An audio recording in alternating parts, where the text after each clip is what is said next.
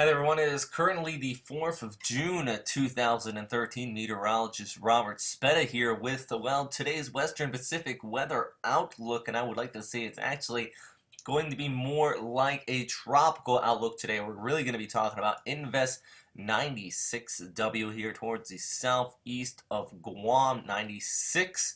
Well, W is just an invest name tagged on it from the NRL, but really it is just a tropical low pushing off here towards the west.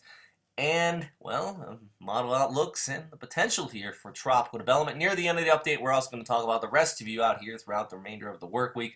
But this one very well could be kicking up the seas and possibly bringing the rainfall risk to some areas out here across the Western Pacific. That's land areas, that is. But right now, very disorganized center of circulation rate in this area, very elongated, nothing closed off at this point. Where it becomes interesting is as it pushes off here towards the west, moves into the Philippine Sea, vertical wind shear is going to start to reduce right in this area, and then let's take a look at one of the models, the NavGem, or previously NoGem. And recently the NavGem, GFS, CMC have all been bullish on this. A few of them have not been so strong. European form an example, but we'll get to that in a second.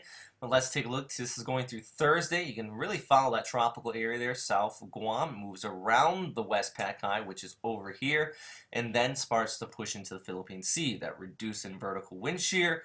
And then it just slows down, and as we see in the Saturday and Sunday, take a look at Monday, and then by Tuesday, absolutely immense system here, really blowing up, and this would be upwards of typhoon status, really even growing, possibly even stronger than that, if this model was to hold true. Let's compare this to GFS though. It's always key to compare your model outlooks because one really can have one output and another one takes in different factors and gives you a different output, especially when we're looking at long range. After a week out, these really start to lose their confidence, but this one also develops a tropical system, GFS. GFX was actually developing a much stronger one yesterday, but now since it has backed off, I'm going to continue to watch though and wait for the 0Z run and the 06Z run to come out and see how it holds true. And then this is around the same time with the European model, and I know that you really can't see the center circulation of where it wants to put this invest, but it's right in here. There's not much there. It has been keeping it rather disorganized. European models, the higher resolution of the models, I do like using this one. So if this one jumps on board with developing a storm sometime, then I would be more inclined to stop using the word if, but the word it will, or it likely will move into this direction. But if it does develop here just towards the southeast of Guam, right in this area, this is looking at the overall background flow.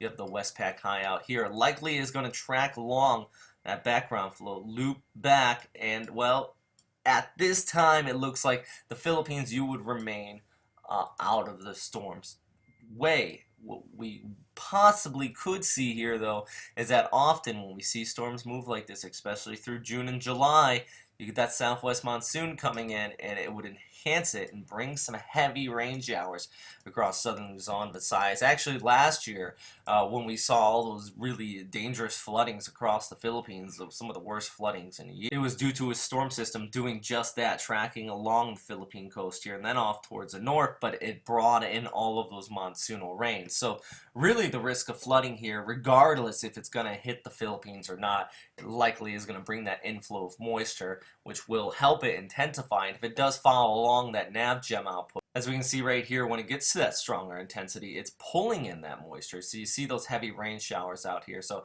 something we want to continue to watch if it does round that bend. Now, in the even longer range, and like I said, another if, take a look at this out here towards the north.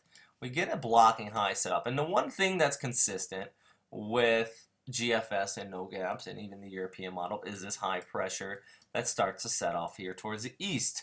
If it does take that route, this is not going to want to go through that. And what the GFS was even showing yesterday was a landfalling tropical system here in Shikoku, which would bring an abundant amount of rain showers. We saw Roki about 2 years ago. It brought some severe flooding out here. So if that case was to set up, it very well could loop back. Actually, the GFS does have it that way, but it weakens it before making landfall quite dramatically here, and even pushing there across the Kyushu regions if it does stay on that current track as a weak tropical depression. So, with that said, I mean, the possibility here is likely of this looping back, coming up to north and looping back this way due to the Westpac high, or this blocking high off there towards the northeast. So a lot of factors going into play here. I know still long range, and like I said, there's a lot we're going to continue to watch.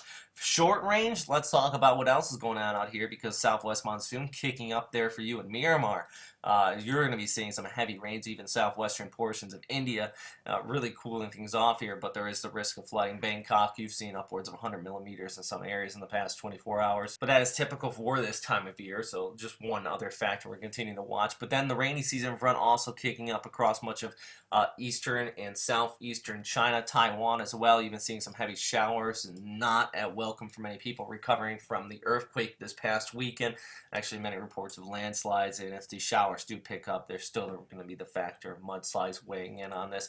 And then heavy showers into Fujian, Guangdong province. You still could be seeing about 50 to 100 millimeters. But the good news is that as we look farther north, Korea, Japan, high pressure is sitting in overhead. That is keeping things warm and sunny throughout the remainder of the week. But it's that same high that would push towards the east and set up a wall if this does develop. As far as tropics for this time being, land masses, well, Guam, you're going to get in on some showers from this. I know it said yesterday that it does look like you would miss it, but as this pushes by, you're going to be seeing some heavy rain showers out of this, so want to continue to watch out for that. Nothing organized, nothing gusty, but if you got a vacation in the Guam and Saipan, just to, stand by. And then afternoon pop-up thunderstorms across much of the Philippines, Visayas, Mindanao. Some of them could become strong. We actually saw a report of a tornado there in Visayas again, so several reports of tornadoes across the Philippines in the past week. So some of these storms continuing to blow up here. We want to watch out for that as that next area comes in, because that could fuel up some more storms. So that is all for right now, though, everybody. Thanks again for watching here at westernpacificweather.com. I know a rather long update, and if you have any questions, comments, please just push them down into the comment box below. And as always, stay safe out there. Thanks for watching.